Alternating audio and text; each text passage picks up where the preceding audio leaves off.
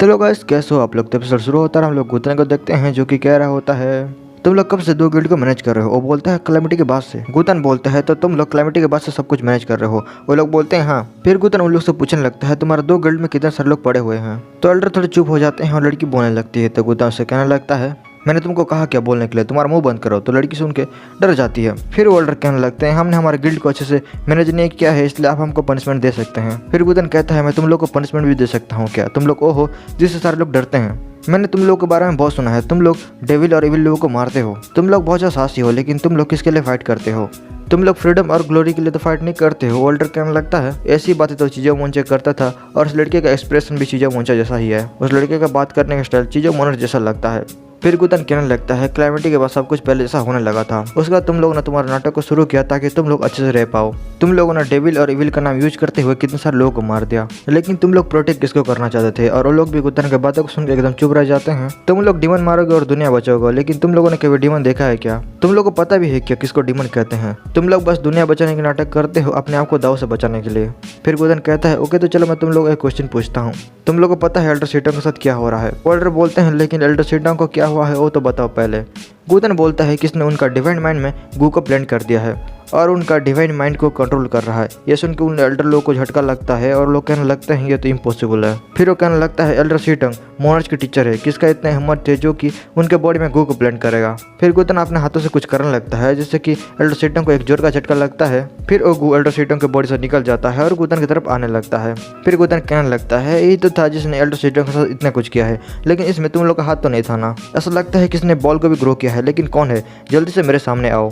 फिर गुतन उस गू को तोड़ देता है और हम लोग उधर एक आदमी को देखते हैं जो कि कहने लगता है अरे ये तो बिल्कुल भी अच्छी बात नहीं है, मैं एक्सपोज हो गया, मुझे अभी इधर से जाना पड़ेगा। गुतन भी उसको देख लेता है और उसको रोकने के लिए उसके ऊपर अटैक कर देता है। फिर गुतन उस एल्डर के कपड़े फाड़ देता है और उसके बॉडी में एक ड्रैगन टैटू बना होता है। फिर वो एल्डर लोग उसको देख के कहने लगते हैं यार ये तो चीज़ ड्रैगन टैटू है, लेकिन इसके पास कैसे आया। फिर उस आदमी के साथ कुछ होने लगता है और सब लोग उसको ही देख रहे होते हैं। फिर वो आदमी ड्रैगन में बदल जाता है और एल्डर उसको देख के कह रहे होते हैं यार ये तो चीज़ ड्रैगन का इमेज है, लेकिन ये ड्रैगन इमेज तो ड्रिंक करके फ्यूज करने के बाद ही आता है। फिर वो एल्डर कहते हैं हम लोग को साथ में मिलकर काम करना पड़ेगा और वो ड्रैगन इमेज को मिटाने लगते हैं और सारे एल्डर मिलकर उसको सक्सेसफुली मिटा भी देते हैं। फिर हम लोग उधर एक स्पिरिचुअल सीड को देखते हैं। गुतन उसको पकड़ लेता है और कहने लगता है अरे ये लोग तो कितने ज़्यादा टैलेंटेड है, इन लोगों ने ड्रैगन इमेज का यूज करते हुए स्पिरिचुअल सीड को निकाल दिया। फिर ऑर्डर कहने लगते हैं कोई चीज़ उसे का आदमी ही होगा जिसने ये सब किया है, लेकिन मुझे बिलीव नहीं हो रहा। फिर गुतन कहने लगता है इसके बारे में भूल जाओ, लेकिन कोई नॉर्मल पीपल ये सब नहीं कर सकता। मैं इस सीड को देख के ही कह सकता हूँ जिसने इसको बनाया है वो बहुत ज़्यादा स्मार्ट आदमी है। ये जितना सिंपल लगता है वो तो बिल्कुल भी नहीं है। अगर मैं सोचता हूँ इन लोगों ने एल्डर सीटों के बॉडी में गू को प्लांट किया था और मुझे लगता है इसके पीछे बहुत बड़ा प्लान होगा, लेकिन मैं तो जरूर इन्वेस्टिगेशन करूंगा और जो भी होना मैं उसको बिल्कुल भी नहीं छोड़ूंगा। फिर गुतन एक लड़की के ऊपर डाउट करने लगता है और कह रहा होता है शायद ये लड़की हो सकता है। इस दोनों में बहुत सारे लोग हैं शक करने के लिए, लेकिन मुझे नहीं पता वो लड़की है या नहीं। मुझे याद है उस लड़की ने क्या कहा था, वो कभी ना कभी जरूर आएगी, लेकिन अगर मैं सोचूं उस लड़की को कैसे पता था मैं इस दुनिया में फिर से आऊँगा।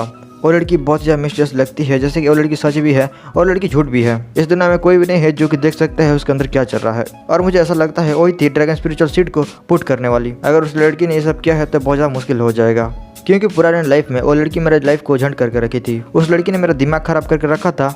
उसने मुझे सभी तरीके का दर्द दिया है, जैसे कि मेंटली, इमोशनली और फिजिकली। अगर वो लड़की मेरे लाइफ में फिर से आती है तो मेरा लाइफ झंड हो जाएगा। फिर गुतन उधर के एल्डर लोगों को कहने लगता है इधर जो कुछ भी हुआ था मैं बाद में एल्डर सीटों को बता दूंगा। अगर किसी को कुछ भी डाउट हुआ तो आज जाना यूनिवर्सिटी सेक्टर में, मैं उधर ही रहता हूँ। लड़के लोग गुतन के बारे में सोच रहे होते हैं गुतन है तो है कौन, उसने इतने सारे लोगों को मार दिया है। और चीजों सेट के एल्डर जो कि बहुत ज्यादा पॉपुलर हैं वो भी उसके सामने झुक रहे हैं। फिर वो गुतन के पीछे आ जाता है और कहता है गुगड़ा तुम किधर चले, मेरे देर तो रुको।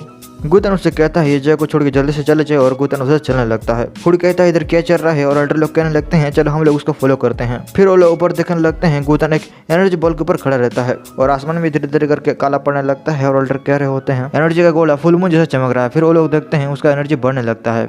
उधर खड़े हुए लोग को उससे प्रॉब्लम होने लगता है, और फिर हम लोग एल्डर को देखते हैं जो कि कहने लगते हैं इतना सारा एनर्जी कहाँ से आ रहा है, जल्दी से अपना डिवाइन आर्ट को प्रोटेक्ट करो। वो एल्डर लोग बचने की कोशिश करते हैं लेकिन कोई फायदा नहीं, वो लोग उधर लुढ़क जाते हैं। फिर हम लोग गुतन को देखते हैं जो कि किससे कह रहा होता है मैं तुमसे ही पूछ रहा हूँ, तुम जंगजी हो क्या। फिर गुतन किसी को एलिमिनेट करने लगता है और सारा एनर्जी किधर गायब हो जाता है, और सारा एनर्जी हटने के बाद गुतन देखते हैं सारे लोग उधर ही पड़े होते हैं, जैसे कि वो कोई शमशान घाट हो गया हो। फिर हम लोग उस लड़की को देखते हैं जो कि उठ के कहने लगती है इधर क्या हुआ है। मुझे याद है गुफा हवा में उड़ रहा था, उसके बाद बहुत सारा लाइट आ रहा था और मुझे क्या हुआ उसके बाद कुछ भी याद नहीं है। छोटी लड़की भी उठ जाती है और कहने लगती है गुफेंग किधर है। ओल्डर कहने लगते हैं जेंटलमैन त्यांग इधर से गायब हो गया है। सब लोग धीरे धीरे करके उठने लगते हैं और सब लोग ठीक होते हैं और छोटी लड़की पूछने लगती है ग्रैंडफादर गुफेंग सच में है तो है कौन। एल्डर बोलते हैं मुझे नहीं पता। छोटी लड़की बोलते हैं तुम्हारा मतलब क्या है, तुमको कुछ भी नहीं पता है क्या। ओल्डर बोलते हैं तुमको नहीं पता वो लड़का कौन है, लेकिन तुम उसके सामने लीन क्यों हो रहे थे। दूसरे एल्डर भी कहने लगते हैं हमें नहीं पता कि गुफेंग कौन है, लेकिन हमको इतना पता है कि उसके पास चीज़ ऑर्डर है।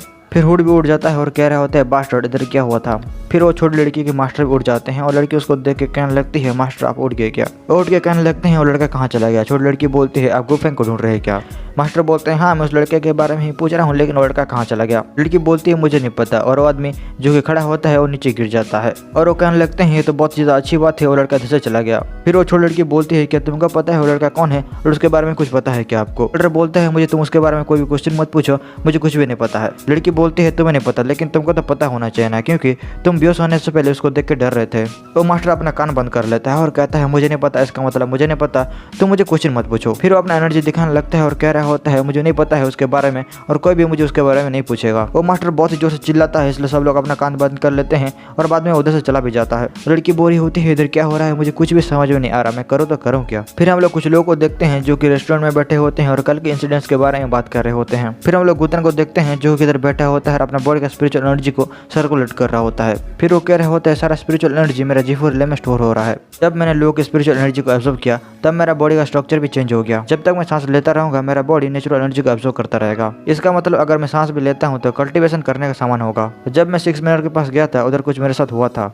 ये तो अच्छा हुआ कि वो मैं था, अगर कोई और होता तो वो मर चुका होता। मेरा स्पिरिचुअल एनर्जी लाइटनिंग एनर्जी के साथ धीरे धीरे करके मिक्स हो रहा है। बहुत हो गया है, मुझे जैसा भी करके मेरा गोल्डन आरओबी का फॉर्म करना होगा, लेकिन वो मैं कर नहीं सकता क्योंकि मेरे पास नेचुरल रेनबो नहीं है। लेकिन कोई ना, मैं धीरे धीरे करके ग्रो कर रहा हूँ। जब मैं कोई न्यू रियम पहुंचता हूँ मेरा स्पिरिचुअल सीड भी ग्रो हो जाता है। पहले तो मैंने 81 गोल्डन आरओबी को भी फॉर्म कर लिया था, लेकिन अभी बहुत ज़्यादा कॉम्प्लिकेटेड हो गया है। अभी मैं गोल्डन आरओबी को फॉर्म करता हूँ तो मेरे साथ क्या होगा मुझे भी नहीं पता। मुझे फोर्स नहीं करना चाहिए, धीरे धीरे करके सब कुछ ठीक हो जाएगा। और मुझे मेरा गोल्डन आरओबी को इतना जल्दी फॉर्म भी नहीं करना है, जब टाइम आ जाएगा तब मैं कर लूंगा। मैं एक पत्थर की तरह बन गया हूँ जो कि इतने बड़े यूनिवर्स में फ्लो कर रहा है, लेकिन अभी भी मैं उस क्रिस्टल की फॉर्म को समझ में नहीं पा रहा वो था तो था क्या। सीरियसली जब तुम बहुत ज़्यादा जी लेते हो तुमको बहुत सारी चीज़ों के साथ भी गुजरना पड़ता है। फिर गुतन उस क्रिस्टल के बारे में सोचने लगता है और कह रहा होता है जब मैं इसके बारे में एग्जामिन करता हूँ मुझे ऐसा लगता है मैं इसके बारे में जानता हूँ, लेकिन मैं क्या जानता हूँ। फिर गुतन को कोई आवाज़ आता है और कोई कह रहा होता है प्लीज टेल मी, मेरे साथ ही क्यों हमेशा ये सब क्यों होता है, तुम कुछ भी चेंज नहीं कर सकते, हम दोनों कुछ भी चेंज नहीं कर सकते हैं। फिर गुतन कहता है ये वॉइस किसका है और उसको पता चलता है वो वॉइस क्रिस्टल का होता है। फिर वो वॉइस गायब हो जाता है और गुतन सोचने लगता है मेरे साथ ये सब क्या हो रहा है। फिर वो अपना वाइन निकालता है और कहता है जो भी हो लेकिन भाड़ में जाए। ये ब्लू मून वाइन तो बहुत ही ज़्यादा अच्छा है। क्लैमिटी के बाद सब कुछ वापस आ रहा है और कुछ भी हो सकता है इधर। मैं तो उस कर्मा के बारे में भूल गया, मुझे उसके बारे में भी तो पता करना है। मुझे नहीं पता ये कर्मा कब से स्टार्ट हुआ है, अभी भी स्टार्ट हुआ है, बहुत पहले स्टार्ट हुआ है। क्लैमिटी के बाद एक कर्मा वाला ब्लैक होल बन गया है और सब लोग को अंदर ले रहा है और मैं भी उनमें से एक हूँ, इसका मतलब मैं भी कर्मा से कनेक्टेड हूँ। फिर गुतन कर्मा को गाली देने लगता है और अपना स्पेशल बैग निकाल के देखने लगता है उसके अंदर क्या है।